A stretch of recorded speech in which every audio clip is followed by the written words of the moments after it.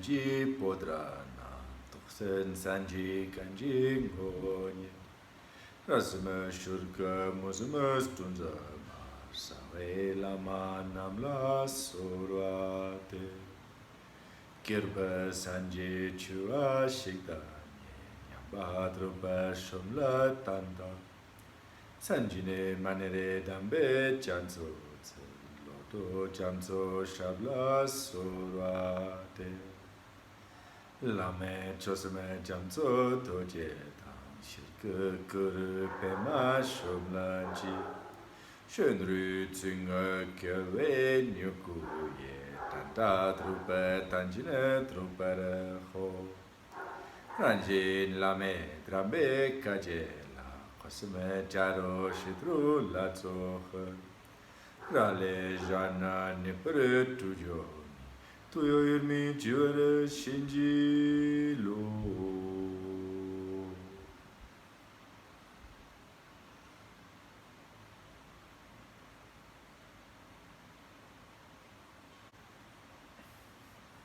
Homage to Sakyamuni Buddha, homage to His Holiness Lama Achuk, homage to His Holiness Gyalwe Nyugu Rinpoche. Everybody raised Bodhisattva to benefit countless suffering sentient beings.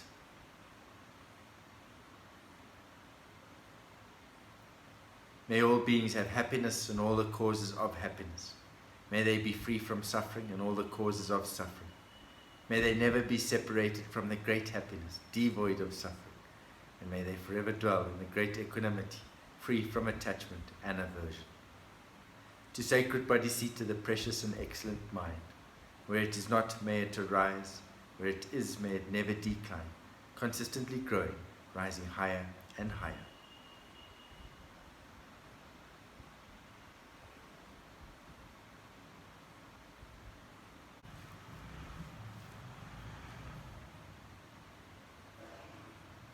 Last week we spoke about awareness, and it's very important to maintain that mindfulness and awareness.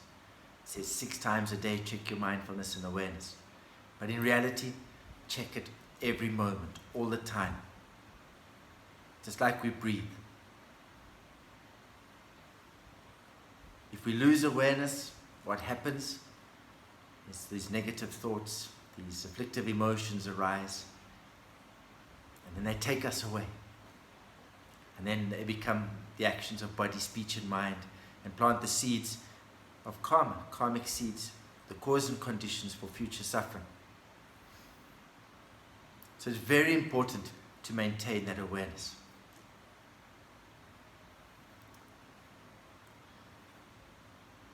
These afflictive emotions, our pride, our jealousy, our anger, our attachment and desire, and our ignorance are very, very sneaky. They arise when we least expect them to arise. They don't wait. They don't come when we are right there and then waiting for them. When we're watching carefully. They come when we turn our back, or when we're tired, or when we're not expecting. They know the environment, they know us very well. And why do they know us so well? And when to arrive and when to come. And they don't come announced, they don't say, I'm coming. They just sort of arrive, they're just there. Why do they know? Because for lifetimes we've been practicing these afflictive emotions. So they know us very well. They're like a mouse. When you're waiting for the mouse, you're watching. The mouse doesn't come. But when you're waiting, but when you turn your back, then the mouse comes. The mouse comes and then takes a whole lot of things and disappears again.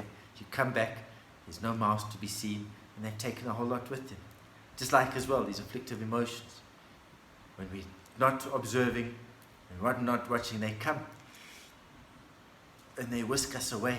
And they take away our happiness, they take away our time, they take away our precious life force. And off we go scooting around for the next hour or 2 hours, involved in some kind of emotion or anger or worry or anxiety. And they're very, very clever.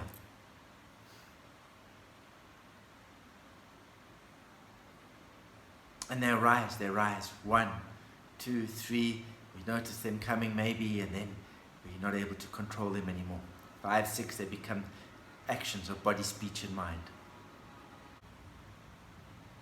And it only takes a moment. Just like somebody was telling me the other day, they were watching their children play. The children were playing on bicycles. And the next minute they had an accident. And the one child broke their arm. It really happens so quickly. It really happens very quickly. It's the same as when we're driving in the car. How many of us haven't had an accident? We're driving, we look down for a moment, and then we look up again, and then bang, accident happens. Sometimes it's our fault, sometimes it's not our fault, but suddenly, just in a moment, it happens. So just in a moment, these afflictive emotions, they arise, and they take us away. So we must be very vigilant and watch, have that awareness, maintain the renunciation, maintain bodhicitta, maintain our awareness. Then there's no space. We always have this, there's no space for them to sneak in and take us away. So it's also very good to know what are its powers. What are their powers? In what circumstances do they arise? What environment do they arise? What type of state of mind do we have when they arise? And when we do this, we have a good chance of being able to then deal with them in a much better way. It'll make it much easier for us to practice and to transform them and to be aware when they're arising. And the verse for today: make plain your own feelings, but don't look for faults in others. Make known the good points in others, but keep quiet about your own best qualities.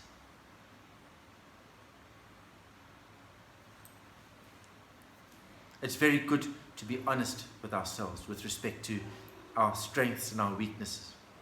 We're not saying that you have to tell everybody else what your strengths and your weaknesses are. But for your weaknesses, if you're honest about them, you don't exaggerate, you don't pretend to do what you can't do. Because when you do that, what happens is then people have an expectation and they want you to be able to do it, or they expect you to be able to do it. And then when you're not able to do it, they sort of say, well, didn't you say you were able to do it? Either they're disappointed, or they say, this person, what he says and what he can really do are two different things. Of course, that's a little bit different if what you want to do is you want to test your weaknesses, or you want to overcome your weaknesses. So then you put pressure on yourself. You say that you can do it, so you've got this pressure to go out and do it. But this is a little bit different. And your strong points. Keep quiet about your strong points. I realize in this world today that it is very important, and it's expected that you sell yourself. When you're going for a job interview, when you're doing a job, people want to know what you can do. So it's important to sell yourself. But in other respects, don't go shooting your mouth, don't go boasting. Often it doesn't bring a happy result. Rather just keep quiet about your good points, your strong points, and let them show for themselves. When you have something to do, do it well, and then people are happy. They say, wow, you can really do this well.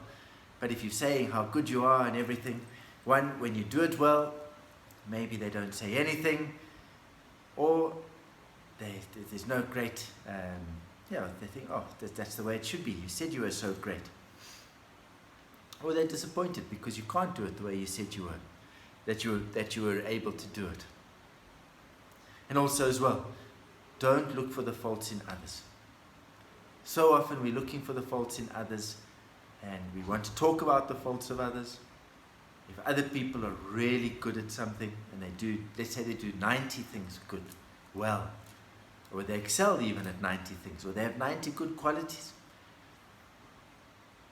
but they do one thing wrong, or they have one negative fault, or just a few negative faults, what do we do? Do we go and tell everybody about and praise their 90 good qualities? Or do we just go and talk about their negativities or their faults or what they've done wrong?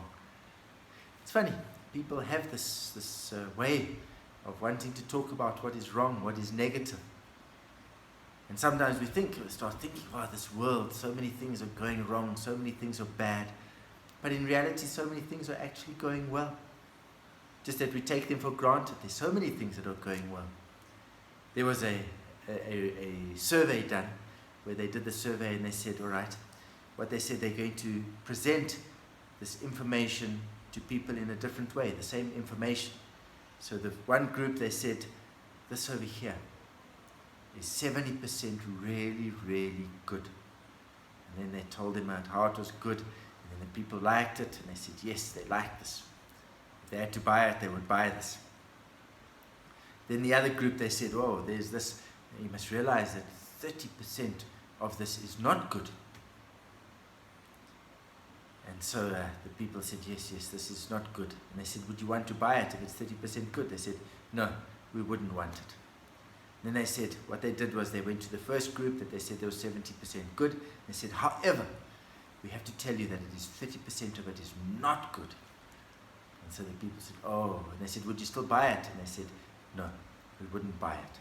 And then they went to the group that was said 30% not good. And they said, well, actually, at 70% is really, really good. And then, will you still buy it? Will you buy it now? And they said, no, they stuck with the not. So the people stuck on the negative side. And so what these couple did as well, they said, all right, when they came back from work, they said, because they realized that people tend to remember the negative and hold on to the negative. When they came home from work, the one person said, I had a really hard day or difficult day or terrible day today. Then the partner would say, yes, I hear you.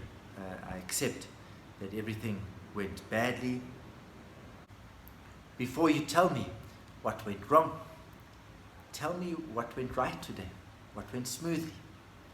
And the person says, well, this went well today, and that went well, and this went quite smoothly, and suddenly they realize that today wasn't so bad at all. In fact, there were many things that went right. Often that's what we do. We hold on to what went wrong. And also, who gains from talking about the negativities of others or the faults of others? Rather speak about their good points. When you praise other people, you talk about their good points. When you remember their good points, it brings people together. When you talk about their negativities, their faults, it pulls people apart. There's much more strength in unity. Much more strength. And give others the opportunity to grow. Give them the opportunity. We've benefited from others helping us, giving us the opportunity to grow. So instead of criticizing and putting them down, as much as you can, try and help them and nurture them. Help them to grow. And remember as well, there's cause and effect. And this cause and effect also manifests in our physical form. I saw a quote recently by Audrey Hepburn, and she said, if you want beautiful eyes or shiny eyes, if you want shiny eyes, then see the good in others. If you want beautiful lips, then speak the well of others. And so this is cause and effect as well. If you talk well of others and you see the good in others, then people listen to you. Your voice carries weight. And if you're always talking about the negativity in others, the faults of others, and you see the negativity in others, then often when you talk, people don't listen to you. Your voice doesn't have that impact. That's why you see these great teachers. So often, when they speak, people stop and they listen. It's because over lifetimes they've practiced being honest and being sincere. And talking about valuable things and kind things. And so when they open their mouths, people listen. Cause and effect is infallible, and it does affect us as well. It does affect the physical appearance as well. And this is what they say in the sutras. If you talk about people, or other people, you hear other people talking about people, you see some of the monastics, what they do. When other people talk, they listen, yes, yes, yes, yes. Listen to the people. But as soon as they start talking negative about other people, what do? They get up and they go. Some of them, they don't want to hear negativity. And sometimes when they say, oh, this person did this, and you say, but really, in this respect, they do so well, they're really clever, they really are so great. So just talk about the good things of other people. And as practitioners as well, what you can do as well is when people come and they talk about other people negatively or bringing up negative points, then what you can do as well is you can say, "Ooh, I always thought you were such a good practitioner. I always looked up to you as a great practitioner. I never thought you would say anything negative about somebody else." And when you do this, what happens? They want to be seen as a good practitioner, so they won't come and talk negatively about other people. Or they don't want to be seen talking or known that other people, they're speaking negatively about other people. And so they won't come to you. They won't bother you with this anymore. Why do people do it? I suppose maybe some of the reasons is that they think they have to say something important, and to say something negative about somebody is important. They've developed the habit of talking about people and talking about the negative things. They want to feel special, or that they've got something special to say. And if I'll share something with you, if you share something with me, those could be just some of the reasons. Anyway, it doesn't benefit you. If you talk about people negatively, then people might think that when you're in company of other people, you talk negatively about them. And it doesn't benefit the other people. So rather, don't do it. If there's a problem to resolve and it's very important to talk about it, talk about it. How do you resolve the problem? But there's no point in talking negatively about other people and blaming other people and talking down on other people. And listen to people. In some of the places, I think it's like in Plum Village, they practice deep listening. What that means is you really listen to the other person. Listen to what they have to say. Listen till they're finished. Don't interrupt. And you don't have to give an answer. You just listen. Sometimes, just by listening, they get it off their chest. They feel better. Sometimes the answer just comes. And sometimes you can wait. You can wait a day, 2, 3 days, and then answer. We don't always have to answer straight away. We don't always have to have something clever to say. And I think this is also a little lesson for myself.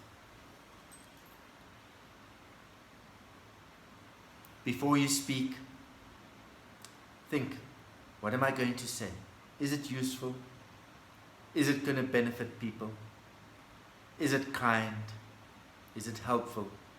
And if it's not, maybe really consider whether it's really important to speak or not.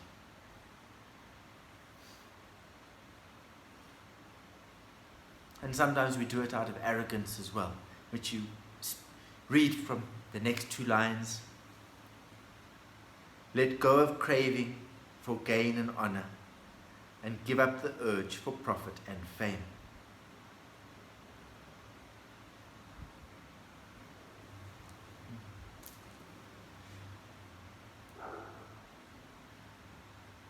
We go on this quest for fame and fortune, reputation, status. It takes a lot of effort, it takes a lot of time, and in doing this and getting the fame, the fortune, what have we done? Has everything we've done been positive? Has it been kind? Has it been honest? If it hasn't, we're planting the seeds for our own suffering in the future. So all of the effort that people put into getting fame, getting fortune, it's not going to be there forever. Fame doesn't stay there forever. Fortune doesn't stay there forever. Look at the famous people of this world. Maybe people have been prime minister or president. But after a while, their term ends and somebody else is going to be the president. All that fame and all of that recognition, all that status is then gone. And generally, this is the case in terms of all status, all fame. It's there for a while, and then somebody else becomes more famous or has bigger or greater reputation or status. And even if it does stay until the day you die, when you die, it's going to disappear anyway. And what happens as well, in pursuit of this and maintaining this, we put a lot of effort, a lot of energy, a lot of time, maybe a lot of money into maintaining that fame. And then what happens is we don't want people to attack it or to destroy it or to affect it. So sometimes what we do is we also get proud. We get arrogant about it. And we look down on other people. We look down on other people. What happens is we don't listen to what they have to say. We think that we're better. We think that we're more important. Everybody must hear my voice. And sometimes people will do nasty things to keep that pride.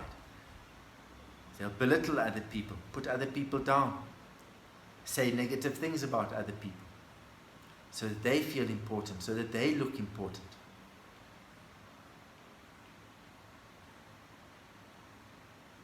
And with respect to reputation, sometimes I think also reputation is good. It's important.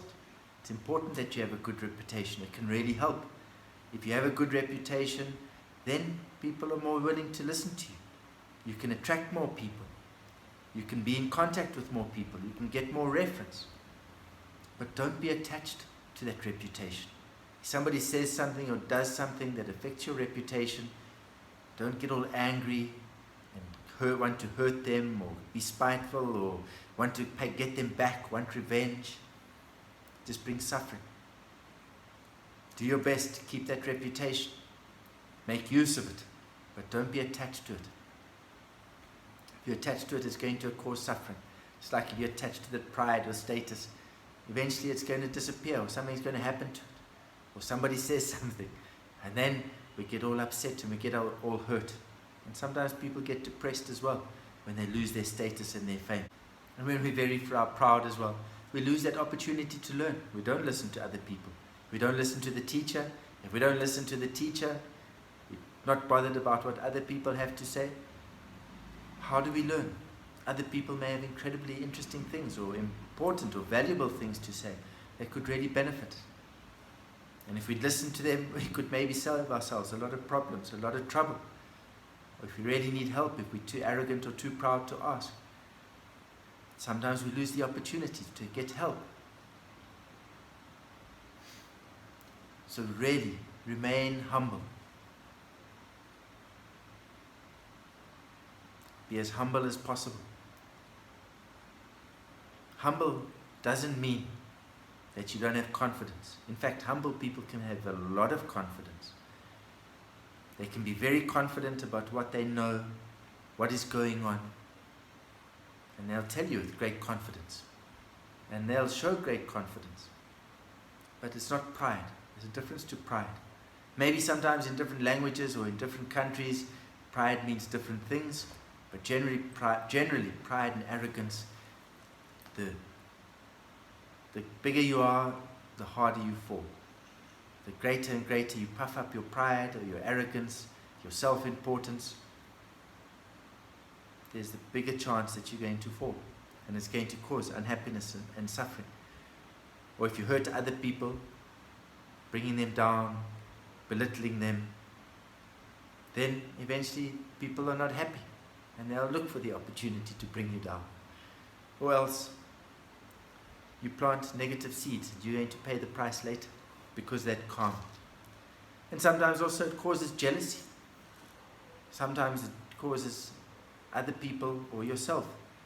No matter how good you are, no matter how important you are, how clever you are, how beautiful you are, how handsome you are, there's going to be somebody else that's better than you.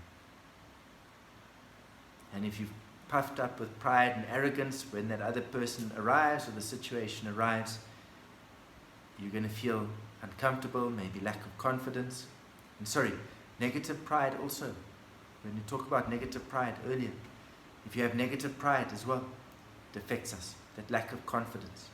We're worried about what other people say. We don't want to do it because we're scared what they might say about us or what they might think about us. This also has to do with pride. Anyway, so the people are better than us. We get hurt. We might actually get jealous even. Sometimes we go into somebody's house and we see, oh, this is a beautiful house. It is really beautiful. And we really want to compliment them. And we really want to say it's so nice. But this jealousy strikes and it restricts our heart. It restricts our mind.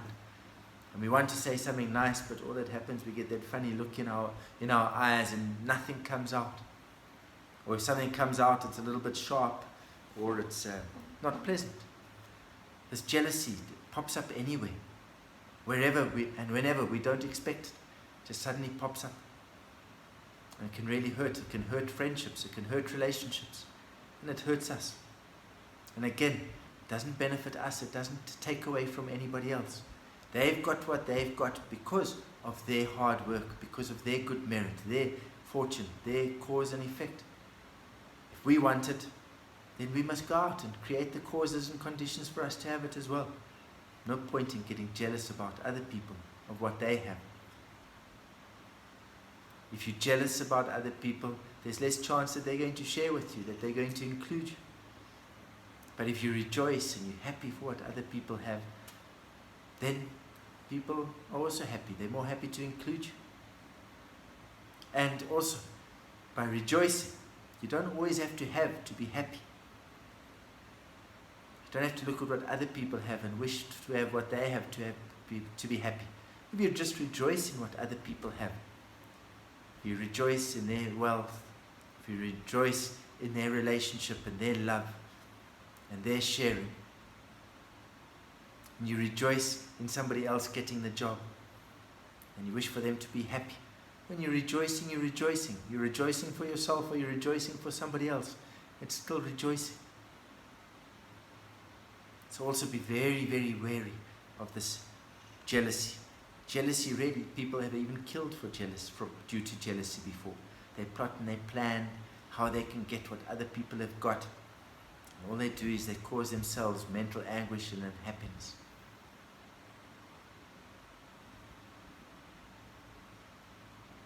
I know for myself, I've seen it as well. There was once, we were with Rinpoche, and we're sitting there, and I suddenly realized, I saw, wow, there's one of the really great practitioners. I was watching and I realized, wow, they're actually a little bit jealous about something, and I was quite surprised. As I was thinking this, Rinpoche gave somebody else something really dear, and suddenly the jealousy jumped up in me. So I thought, oh, there, you see, really good lesson. Don't look at the faults of others. Look at your own mind. Look at your own mind stream. But the more and more you practice it, the more and more you rejoice and be happy for other people, for what they've got, it takes away that jealousy. It's the antidote to the jealousy and rejoicing. And you can rejoice for so much. There's so many things we can rejoice for. So there's so many possibilities and options and opportunities to rejoice and to be happy. But really watch your mind. If you have that awareness as that jealousy arises, you can deal with it. You just observe it. For that time being, it's there. You can't just push it away. But if you just observe it, accept it, and it disappears quite quickly. And then this again is where great mindfulness and awareness can really help.